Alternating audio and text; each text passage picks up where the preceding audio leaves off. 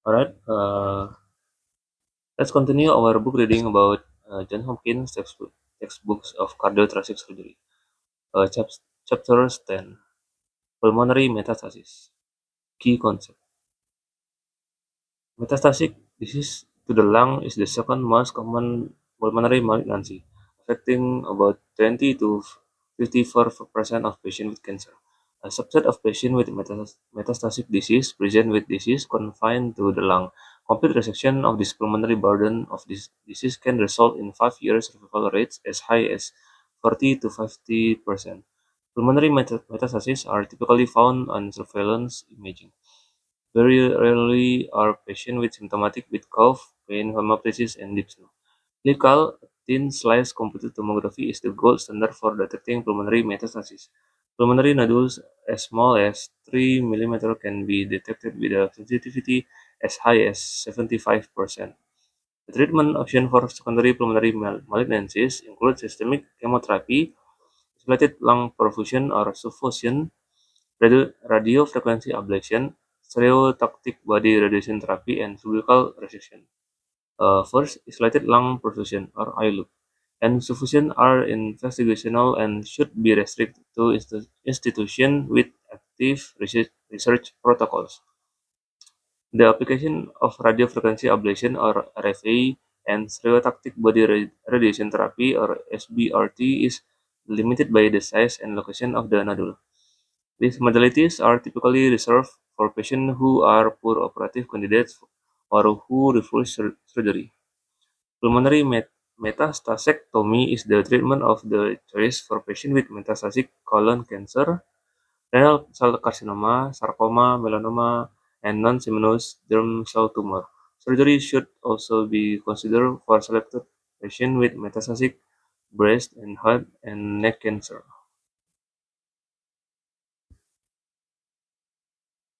Patients considered for pulmonary metastasectomy should meet the following criteria. First, primary site of the disease is controlled or controllable.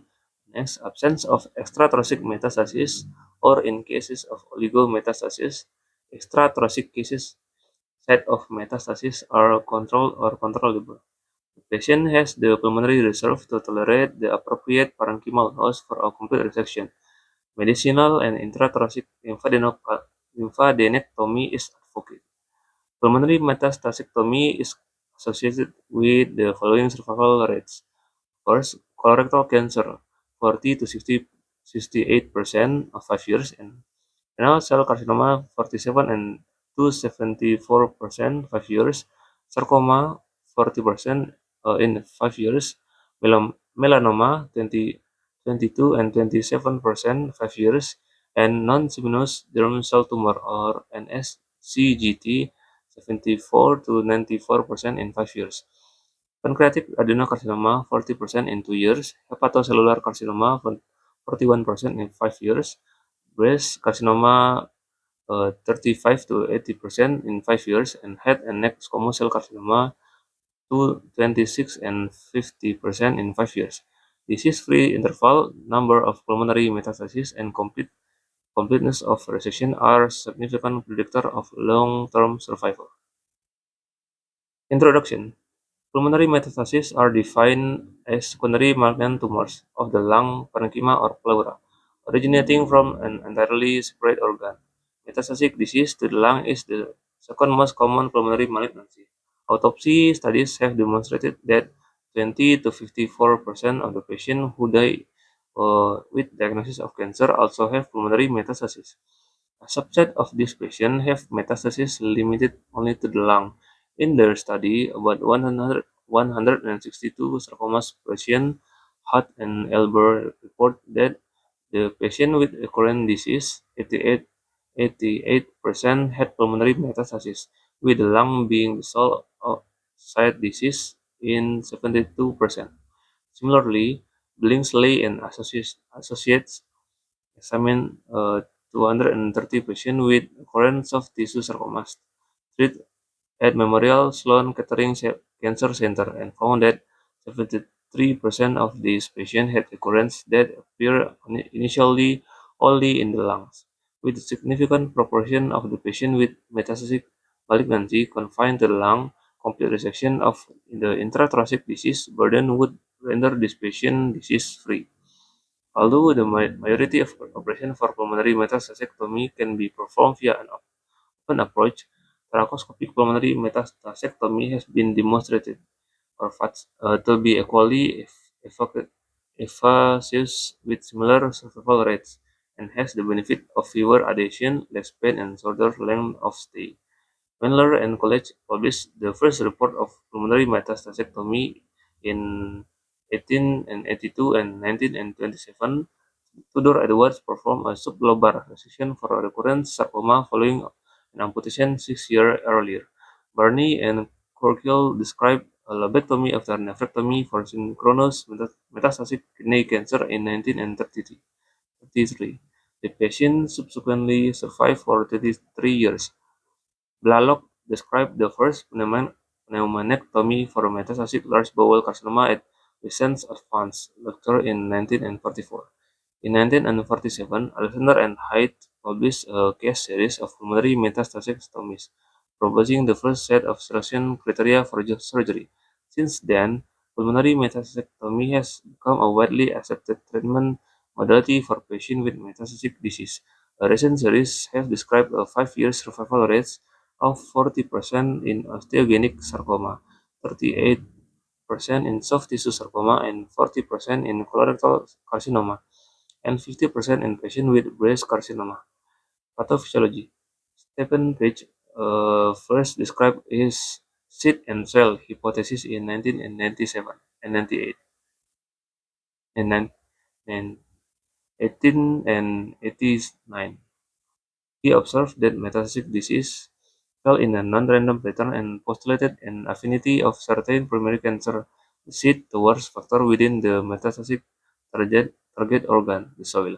In 1928, James Ewing challenged this hypothesis, proposing that metastasis was directly related to the anatomy of the vascular system instead. Regardless of which disease hypothesis holds true, new improvement in cellular and molecular and imaging techniques have elucidated that the development of metastatic lesion is the result of complex multi-step process known as the metastatic cascade. In order for metastatic focus of cancer cell to form, cells from a growing tumor need to escape the local environment. Intravasation resistant to anoikis travel while avoiding host defense. Evasion of the immune system leave the bloodstream for extravasation and begin the process of implantation and growth, dormancy, and proliferation.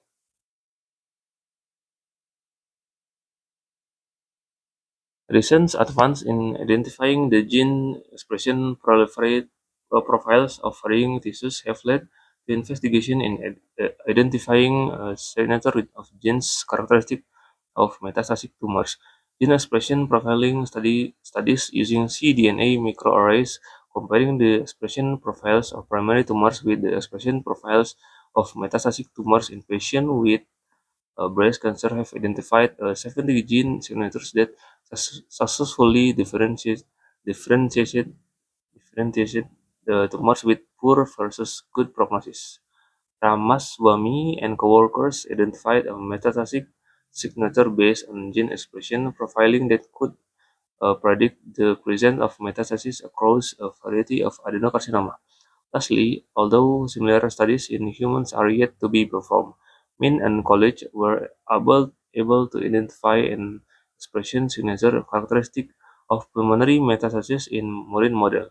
Undoubtedly, understanding the metastatic cascade and elucidating the mechanism of each step will provide insight into potential treatment against metastatic disease. Clinical feature. Secondary tumors of the lung are most often an occult field finding during surveillance imaging after primary tumor resection. Patients are typically asymptomatic. Rarely, patients with pulmonary metastasis will present with symptoms of dyspnea, cough, hemoptysis, and pain. Pleural involvement may result in pneumothorax or pain. Through history talk, through history taking may elicit a history of unintentional weight loss, generally malaise or decreased energy. Physical examination is likely to be negative for significant findings. Diagnostic modalities. Although plain chest radiography was previously the mainstay of screening for pulmonary metastasis, computed tomography has emerged as the most commonly used screening imaging modality and is the current standard. On CT imaging, pulmonary metastases appear as single or multiple pulmonary nodules within the lung parenchyma. In general, these lesions are rounded and well circumscribed. Hilar and mediastinal lymphadenopathy may also indicate lymphatic involvement. In some cases, the pulmonary nodules may contain tissue elements consistent with the primary site, like calcification in metastatic osteosarcoma or fatty element in liposarcoma. High-resolution CT or HRCT can detect pulmonary nodules as small as 3 mm. In a study comparing conventional CT with HRCT, Margaritora and colleagues reported a sensitivity of 100% for both types of scans for nodules in 10 mm in size. The, the sensitivity of nodules smaller than 6 mm dropped to 62 and 48% with conventional CT and HRCT, respectively. Overall, the sensitivity for pulmonary metastasis was at 82.1%. In examining the sensitivity of thin slice CT, Van Schmidt and coworkers found that overall sensitivity for 3 and 5 mm slices to be 88.8 and 83.7% respectively.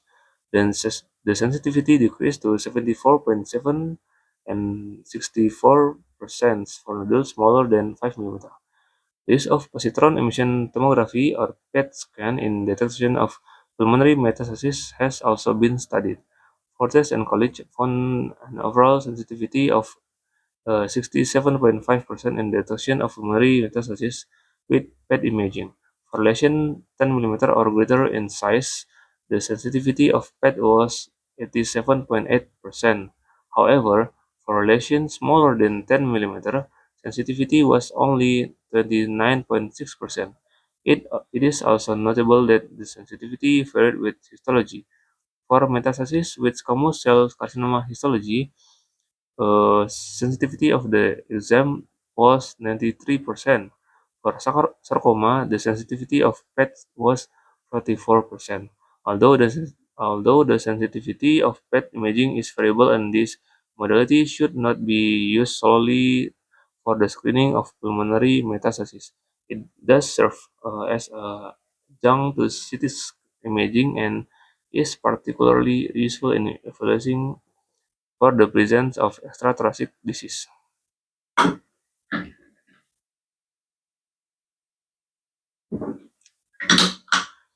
Next, medical therapy. Chemotherapy. Systemic chemotherapy should be used for patients with widely metastatic disease or as an adjunct to surgical therapy in patients with metastatic germ cell tumor or breast cancer. Patients with solitary pulmonary metastasis or oligopulmonary metastasis should be considered for cervical resection, as 5-year survival following resection can be as high as 40%. Patients who cannot tolerate surgery or refuse surgery for metastasis who confine to the lung should be considered for other forms of locoregional therapy, such as radiofrequency ablation or RFA, stereotactic body radiation therapy or SBRT, and isolated lung perfusion or ILUP. First one is radiofrequency ablation or RFA. RFA uses an alternating current to create fractional heating of tissue, resulting in tissue necrosis. A radio wave emitting electrode is inserted into the tumor, which is then heated to 90% and 90 degrees to 100 degrees of Celsius to produce a coagulation necrosis. Originally used in the treatment of hepatic tumors, the use of RFA was soon extended to the treatment of pulmonary malignancies. Candidates for RFA should have disease confined to the lung or otherwise controlled. In addition, lesions amenable of RFA should be smaller in diameter, less than 3 cm in diameter, and should not be medicinal structure, which may act as heat sink. Heat sink. In general, RFA is associated with low morbidity and mortality. Common complications associated with RFA are usually mild and self-limited. Patients should be counseled regarding the possibility of pain during the procedure. Pneumothorax, possibly requiring thoracostomy tube management, fever, hemoptysis, cough, pleural effusion, hemothorax, and abscess formation in the ablation bed. Lesion size is an important consideration of RFA for treatment of metastatic disease. Several authors have demonstrated statistically significant difference in response rate as well as overall survival correlation greater than 3 cm versus those smaller than 3 centimeters. In a study of RFA for renal cell carcinoma metastasis, the 5-year survival of patients with fewer than 6 nodules that were less than 6 centimeters in diameter was 100%. Recurrence-free survival was 92% at 1 year and 23% at 5 years. Another study of 22 patients with metastasis of varying histology demonstrated a 2-year survival of 68%. Lesion size was found to be a significant prognosis factor in both recurrence and survival. One important aspect to remember regarding RFA is that since there is no pathologic analysis, the treatment margin is unknown. A study of RFA, 18 pulmonary lesions that were subsequently dissected for pathologic analysis demonstrated only 39% of lesions were completely ablated, and only 50% of patients had more than 90% tumor ablation. More importantly, 11% of patients had less than 90% tumor ablation.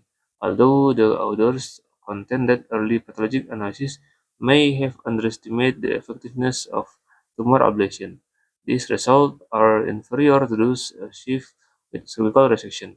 Therefore, RFA should be reserved for treating pulmonary metastasis in patients who are medically inoperable or who refuse surgery.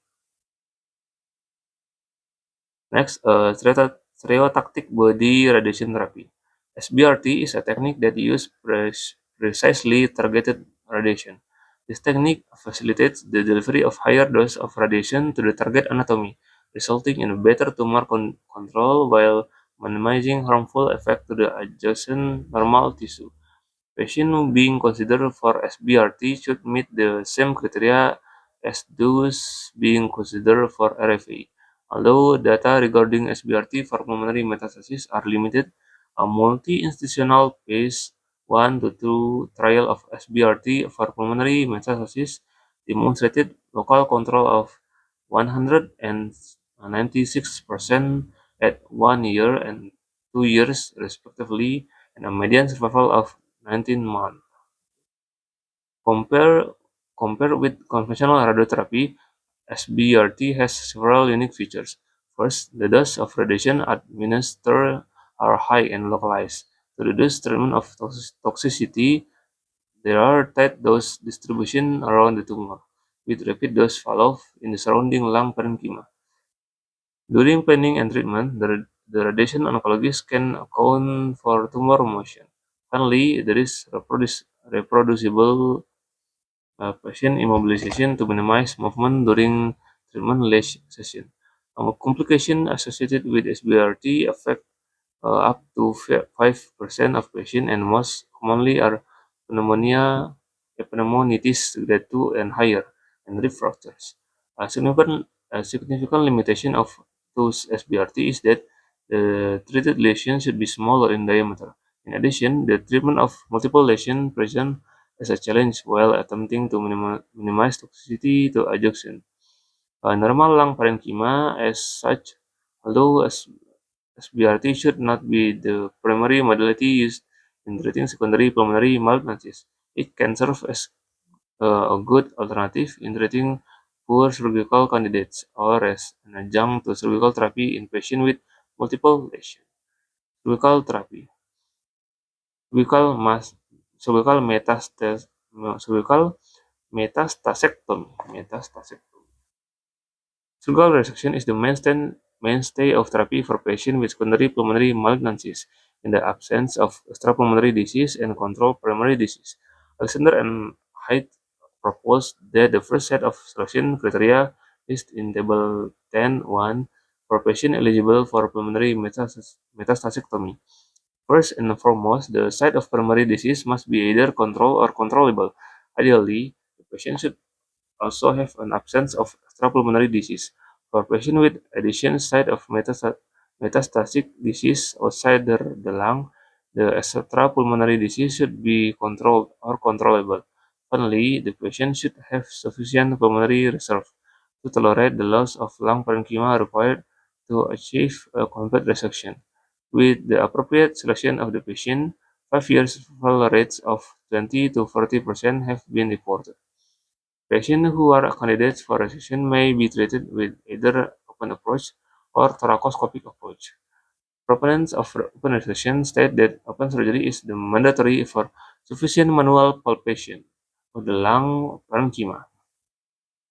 However, supporters of thoracoscopic surgery assert that the sensitivity of HRCT obviates the need for manual palpation and that the benefit of thoracoscopic approach outweigh those of an open approach. Compared with thoracotomy, benefit of thoracoscopy include decreased postoperative pain, decreased chest tube duration, decreased hospital length of stay, faster recovery, and decreased inflammatory response, facilitating re-do surgery or re-surgery. In attempt to provide guidelines for each surgical approach in pulmonary metastasectomy, the European Society of Thoracic Surgeons working group carefully evaluated the consideration involved in decision making. They narrowed the issue of surgical approach to 4 questions. First, what is the evidence for the need for palpation of the lung in the modern era of imaging?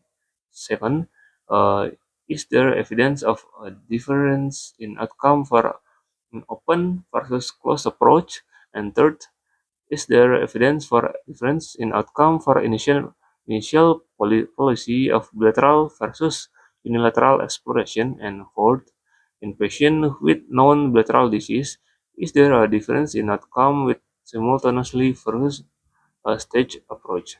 Each of these topics is an important consideration in the surgical approach to pulmonary metastasis. You can see in table 10.1 criteria for surgical resection of pulmonary metastasis. Alexander and Hyde criteria for resection of secondary pulmonary malignancies. Primary tumor is controlled or controllable. Any extrapulmonary disease is controlled or controllable. Patient must be fit for surgical resection. Patient pulmonary reserve will tolerate pulmonary resection. Previously mentioned, HRCT has an overall sensitivity of 88.8% and 83.7% for 3 and 5 mm slices, respectively. Although the sensitivity decreased to 74.7% in 3 mm and 64.0% in 5 mm slices for nodule less than 5 mm in size. It is difficult to argue that the manual palpation has sensitivity superior to RCT scan currently available.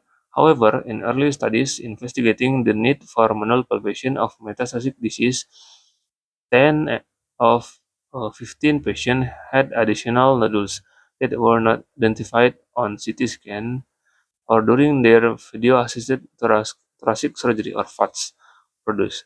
More recent studies have similarly reported the identification of additional nodules during thoracotomy that were not recognized either on a CT imaging or during thoracoscopy. Although an open approach may identify more nodules than during thoracoscopy, this finding doesn't translate to improved survival.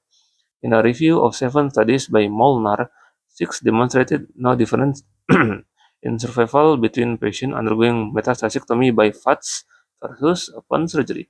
Moreover, patients with undergoing thoracotomy experience significantly more complication than those who have similar parenchymal resection by thoracoscopy. In a recent cohort study comparing patients treated with metastasiectomy via FATS versus thoracotomy, Carballo and Associates demonstrate a 5 years overall survival of 58.8% for thoracotomy and 69.9% for FATS. There were no statistically significant difference between the two groups in the term of recurrence-free survival. Finally, there are no data demonstrating a difference in outcome between an initial policy of bilateral versus unilateral exploration and simultaneously versus stage approach in patients with non-bilateral disease. Results from the European Society of Thoracic Surgeons Working Group survey suggest that the initial approach via median sternotomy is reasonable for patients with non-bilateral disease. In cases not suitable for median sternotomy, such as posterior lesion or patient with previously pulmonary resection, stage thoracotomy with a 3 to 6 week interval was recommended. Zhang and colleagues recommended a similar approach to pulmonary metastasiectomy, except that these authors were more supportive of thoracoscopic approach. In our experience, complete thoracoscopic resection of pulmonary metastasis is possible in 75% of cases. We have resected as many as 6 ipsilateral nodules, ipsilateral, in a single setting, and have routinely had success in resecting nodules less than 5 mm in diameter. Figures 10.1 depicts an algorithm for managing pulmonary metastasiectomy. Ultimately, the main tenet of cervical resection of pulmonary metastasis is complete resection. Peripheral nodules should be treated with wedge resection. More central nodules may require segmentectomy or lobectomy or rarely pneumonectomy. With regard to open versus thoracoscopy, there is such evident variation that depends on particular needs of the patient and the preference of the surgeon that it might well be a situation in which it is a decision for individual craftsmen to do that works best in their hands. We can see in figures 10.1 pulmonary metastasis. So we can see it is low operative risk or high operative risk. If it high operative risk, then do RFA or SBRT. If low operative risk, uh, we can see how much the metastatic nodules.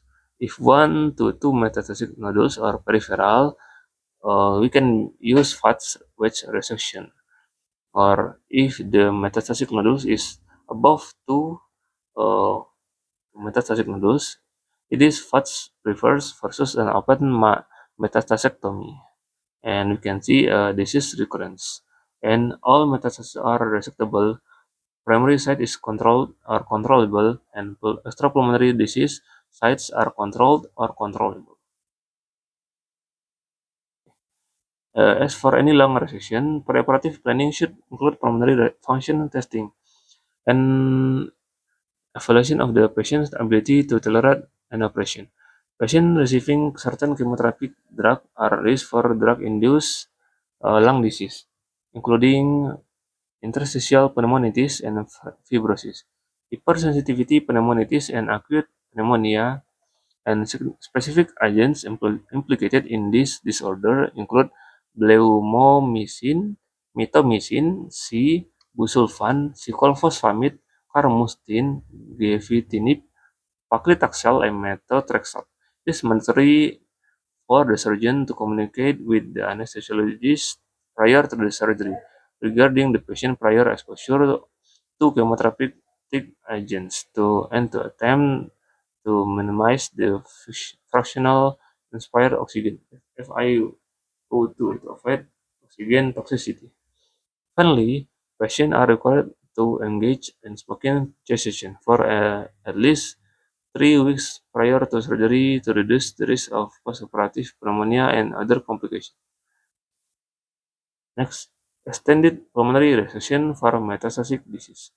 A small minority, less than 3% of patients with metastatic disease, will require extended resection, defined as a pneumonectomy or other lung resection with an block resection of chest wall, pericardium, superior vena cava, or other thoracic structure. For this patient, very rigorous consideration of strict preoperative selection criteria, including the probability of complete resection, should be undertaken. Cardiopulmonary bypass may be used in rare instances when the tumor or invaded degrades facial or cardiac structures. An operation is considered for either cure or palliation of symptoms. Several serious extended resection of metastatic disease have been reported in the literature, with good result. Spaghieri and Associates report a 5-year survival of 16% in series of 42 patients who underwent pneumonectomy for metastatic disease from various primary sites. Similarly, Putnam and College demonstrated a 5-year actual survival in 25.4% in 38 patients undergoing extended resection, 19 of which had pneumonectomy. Overall mortality was 5.3% and occurred in patients undergoing pneumonectomy. In a review of the International Registry of Lung Metastasis, Kong and co-workers report that 133 and 2 from 5,206 or 3% patients underwent primary pneumonectomy for metastatic disease and 1% underwent completion pneumonectomy. Patients who had complete resection had 5-year survival rate of 20%. Those whose disease couldn't be completely resected had a perioperative mortality of 19% with a poor 2-year survival rate. Favorable prognostic factors for patients undergoing pneumonectomy for pulmonary metastasis include complete resection, single metastasis, and negative medicinal lymph node status. Next, recurrent pulmonary metastasis. In some instances, the operation is indicated for management of recurrent pulmonary metastasis. Patients being considered of the operation should be selected by the same criteria as for primary operation for pulmonary metastasis. This primary and/or extrathoracic disease must be controlled, and the patient must be physiologically able to tolerate surgery and lung resection. Most series describing the operation for pulmonary metastasis are small and consist of patients with primary sarcoma. Median survival for patients with resectable disease range from 14.5 to 70 months, depending on the tumor histology. The reported 5-year survival after the operation for sarcomatous lung metastasis is 22%. 2 or fewer nodules size less than 2 centimeters, and low-grade primary tumor histology are favorable prognostic factors. Next, lymphadenectomy as an adjunct to metastasiectomy. The question of whether or not to perform a complete mediastinal lymph nodes dissection in the setting of pulmonary metastasiectomy remains a debate. Most studies evaluating pulmonary metastasiectomy have inconsistently included either lymph node sampling or lymph node dissection. As a result, a majority of current report incidence of lymph node involvement are likely underestimates. Data from International Registry of Lung Metastasis reported that metastasis to hilar or mediastinal lymph nodes in 5% of patients specific to disease, 11% of germ cell tumors, 8% of melanomas, and 6% of epithelial tumors, and 2% of sarcomas harbor lymph nodes metastasis. However, more recent studies that include systematic lymph node dissection have reported lymph node involvement in up to 32% of cases, including a study on a patient with metastatic sarcoma, of whom 19% had lymph node involvement. The involvement of regional hilar mediastinal lymph nodes is an important prognostic factor. In a series of 245 patients with lung metastasis of various primary sites, Van Smith report a median survival of 63.9 months in patients with lymph node involvement or in zero disease, compared with 32.7 months and 20.6 months for patients with N1 disease and N1 plus N2 disease, respectively. Similarly, Walter and Associates report a 5 years survival rates of 78.5 percent, 0 and 0% in patients with colorectal cancer and pulmonary, hilar, and mediastinal lymph nodes metastasis, respectively. As such, formal and systemic evaluation of hilar and mediastinal lymph nodes should routinely be performed during pulmonary metastasectomy. Next, isolated lung perfusion. iLoop allows selective delivery of chemotherapeutic agents into the lung while diverting the venous effluent. With this technique, higher and more toxic dose of chemotherapy can be delivered with fewer adverse effects as compared with intravenous chemotherapy. Drug metabolism by the liver or kinase to inactive form is avoided, as high drug levels is in critical organs. Unilateral iLoop or isolated lung perfusion is performed by first cannulating the pulmonary arteries and pulmonary veins. These cannules are then connected to an extracorporeal circuit. The vessels are clamped centrally and the chemotherapeutic agents is injected into the circuit. Perfusion of both lungs simultaneously requires two extracorporeal systems to completely separate systemic and pulmonary circulation.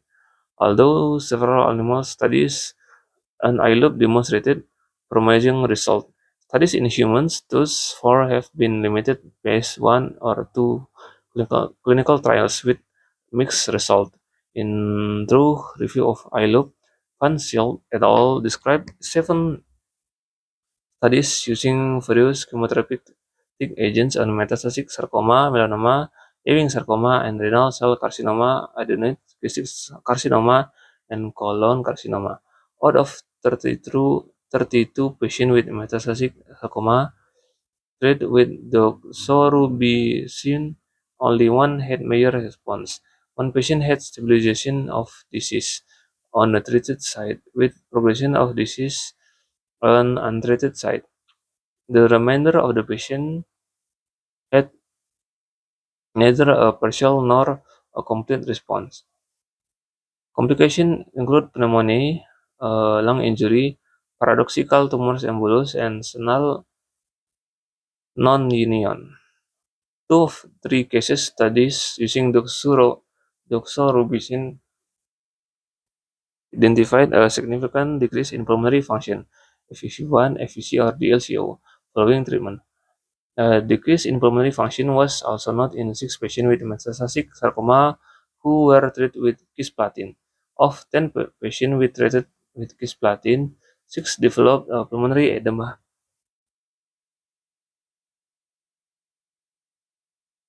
One of whom required a prolonged mechanical ventilation. 3 patients were disease-free at 12 months, and 1 patient was disease-free in the chest but succumbed cerebral metastasis at 13 months. In study using TNF-alpha as the chemotherapeutic agents, only 3 of 16 patients treated demonstrated short-term partial response and ultimately had progression of disease 6 to 9 months of following therapy. Lastly, 23 patients treated with melphalan 8 were disease-free at 25 months, while 14 patients had recurrent disease. To date, studies on iLoop are limited to phase 1 or 2 trials, and the study involve a variety of chemotherapeutic agents and targeted histology. As such, it is difficult to interpret the result and make any generalization on the application of iLook. Although experimental data supports the use of iLook, this technique remains experimental and their use should be restricted to centers with special interest in regional therapy for lung metastasis. Okay, right. Isolated lung suffusion. Similar to iLook, lung suffusion involves the injection of chemotherapeutic agents into pulmonary artery. The artery is clamped proximal to the injection site. In contrast to iLook, however, lung suffusion involves isolation and clamping of the pulmonary veins. This allows for uniform distribution of chemotherapy through the entire lung, with slow leakage into the systemic circulation. Lung suffusion can be achieved using minimally invasive technique. To date, the use of lung suffusion in humans has been restricted to phase 1 clinical studies. Next, outcomes and prognosis. Although resection and secondary pulmonary malignancies had been performed in many decades, data in support of this practice were lacking.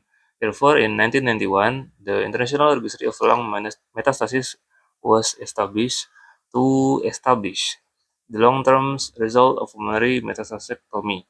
The result of this effort, an analysis of 5,206 cases of epithelial cells, sarcoma, germ cells, and melanoma metastasectomies were published in 1997.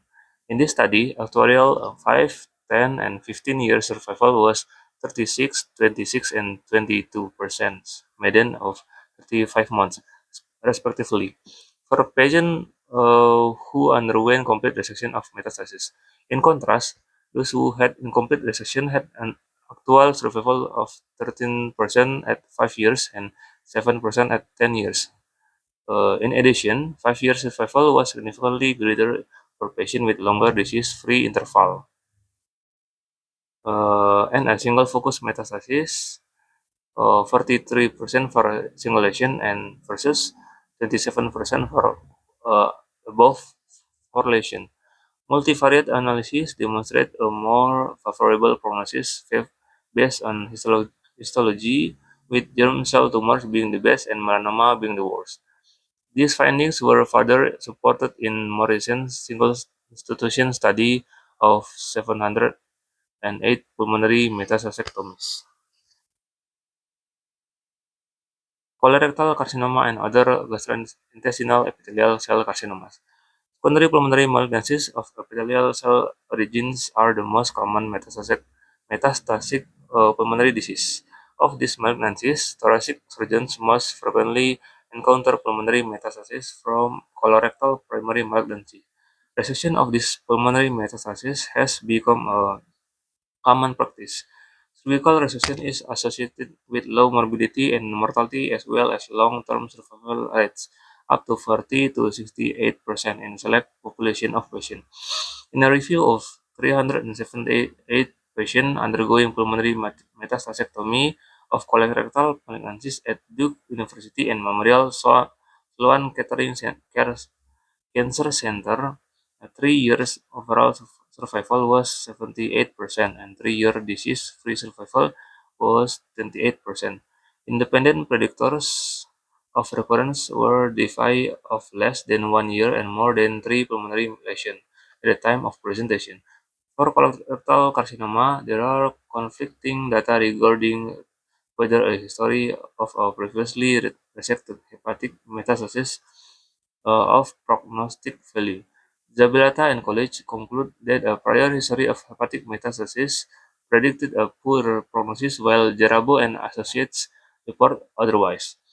In both studies, however, multivariate analysis identified the presence of metastatic disease in mediastinal or pulmonary lymph nodes as a predictor of poorer prognosis.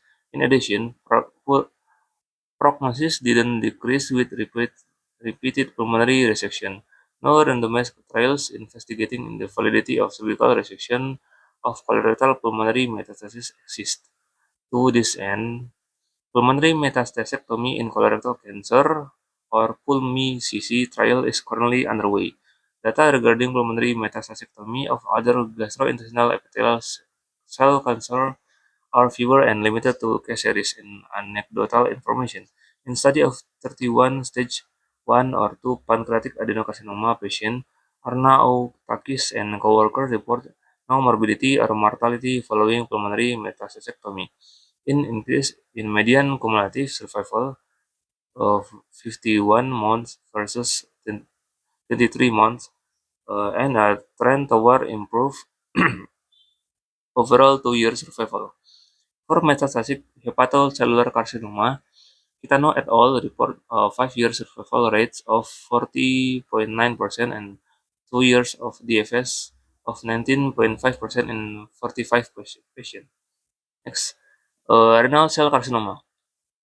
Data regarding pulmonary metastasectomy for renal cell carcinoma typically are included in large studies on pulmonary metastasectomy without focusing on outcomes specific to renal cell carcinoma. However, in large series of 191 patients, Van Smith and colleagues report that length of DFI, the number of pulmonary metastases, and the involvement of lymph nodes metastasis were all independent predictors of survival following metastasectomy for renal cell carcinoma. Overall, 5-year survival was 42.1% in patients without lymph nodes metastasis and who underwent complete resection. Similarly, Holt et al. From the Mayo Clinic report a 5-year cancer-related survival rates of 73.6% of with complete resection and in 49 patients with metastasis confined to the lung. Moreover, they supported resection in the setting of multiple site renal cell carcinoma metastasis, demonstrating prolongation of median cancer-related survival in patients who underwent a complete resection. Kanzaki and Associates report a long-term outcomes in single institution, 25 years experience on pulmonary metastasectomy for renal cell carcinoma of 48 patients who underwent 59 resection, 8 of whom had additional resection for pulmonary recurrence. The 3, 5, and 10 years overall survival rates were 60, 47, and 18% respectively. On multivariate analysis, the DFI greater than 2 years and complete resection were identified as positive prognostic factors. Osteogenic sarcoma. When considering pulmonary metastasectomy, one must distinguish soft tissue sarcoma from osteogenic sarcoma. Osteogenic sarcoma may develop pulmonary metastasis in up to 80% of patients after initial treatment. Because the lung is often the only site of metastatic disease in patients with osteogenic sarcoma, pulmonary metastasectomy may render this patient disease-free. Both Cinder and Putnam in their series of 21 and 39 patients respectively report a 5-year survival rates of nearly 40% in patients with osteogenic sarcoma who underwent pulmonary metastasectomy. The presence of 3 or fewer nodules on preoperative imaging, longer DFI, and the presence of resectable metastasis were associated with longer post-thoracotomy survival. Conversely, lack of primary tumor control and complete excision of metastasis and disease progression during treatment have all been shown to be negative prognostic indicators. Soft tissue sarcoma. Soft tissue sarcoma are non-ossifying tumors arising from connective tissue elements. Approximately 23% of patients with soft tissue sarcoma will develop distant metastasis. With osteogenic sarcoma, the majority of distant recurrence present initially within the lungs. Median survival after the development of lung metastasis is approximately 1 year. Pulmonary metastasectomy may be useful in selected patients with metastatic soft tissue sarcoma in a large series of 255 patients. Van Gale and colleagues report a 5-year survival of 38% for patients with soft tissue sarcoma undergoing pulmonary metastasectomy. In a more recent study, Sardenberg report a 7.5-year survival rate of 34.7%. As with the other primary sites, a longer DFI greater than 6 months and fewer than 3 nodules are associated with higher overall 5-year survival. The role of adjuvant chemotherapy following resection is unclear and currently under investigation. What is clear, however, is that some patients benefit from repeat resection. In several series of patients with recurrent pulmonary metastasis from soft tissue sarcoma, patients whose tumor were completely resected in repeat surgical procedure had significantly longer overall survival compared with those whose tumor were either incompletely resectable or unresectable. Next, melanoma. 30% of patients with previously treated melanoma will develop metastatic disease, and approximately 40% of these patients will have isolated pulmonary metastasis. Patients with stage 4 melanoma have median survival of 6 to 8 months on 5-year survival of less than 5%. In their review of pulmonary metastasectomy for melanoma, Oliaro and coworkers report a 5-year survival rates of 22 to 27%, which is consistent with other published results. Patterson and colleagues estimate 13, 17, and 23% risk of developing pulmonary metastasis at 5, 10, and 20 years, respectively. A large longitudinal database of melanoma patients. Multivariable analysis demonstrated that nodular histologic type, DFI shorter, and 1 year more than 2 pulmonary metastases and presence of extrathoracic metastasis were predictors of poor prognosis. Conversely, completion of pulmonary metastasectomy was identified as an independent predictor of improved prognosis and associated with survival advantage. There was no significant difference in survival between patients undergoing single metastasectomy and those undergoing repeated pulmonary metastasectomy. As such, pulmonary metastasectomy should be considered for patients with stage 4 melanoma who have fully controlled pulmonary disease, a limited number of pulmonary metastases, absence of extrathoracic disease on PET or CT imaging, and long delay between the diagnosis and of primary and metastatic disease. Next, breast carcinoma. Although minority patients with metastatic breast cancer as disease confined to the lung, there is evidence of benefit to pulmonary metastasectomy in selected patients. In a recent review of International Registry of Lung Metastasis, Friedel and colleagues examined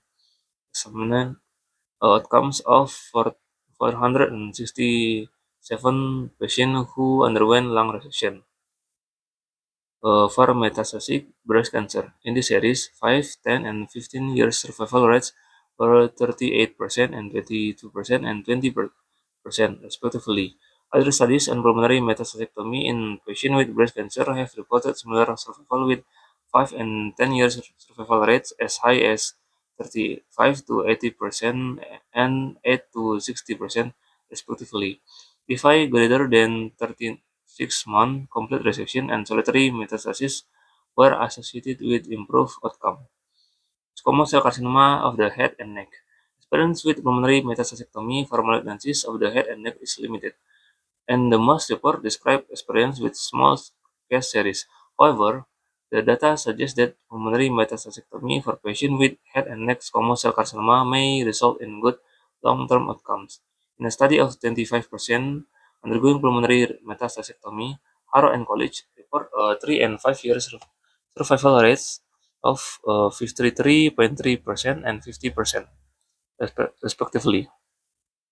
The largest series of in the literature, a retrospective review of 237 patients by the metastatic lung tumor study group of Japan report a lower 5-year survival of 26.5%.